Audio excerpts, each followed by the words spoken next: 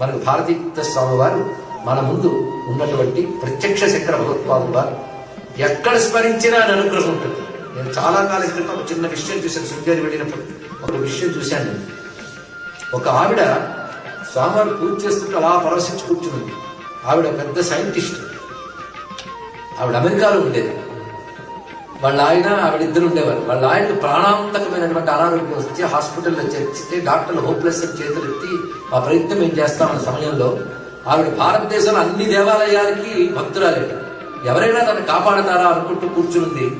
ఇప్పుడు నాకు ఏదో ఒక రూపం కనబడాలి, నన్ను రక్షించడానికి. ఆ సమయంలో అక్కడ వాళ్ళు బయట పెట్టిన టీవీలో, విదేశపు టీవీలో ఏదో ప్రత్యేకమైన ప్రపంచ సంబంధమైన న్యూస్ ఇస్తూ భారతీయ స్వామి వారు దొరకబడ్డారు. ఆ తల్లి ఇప్పుడు కానీ ఆయన బ్రతికితే అది మీదయ్యే అనుకుంటానన్నదండి. వెంటనే బ్రతికేది.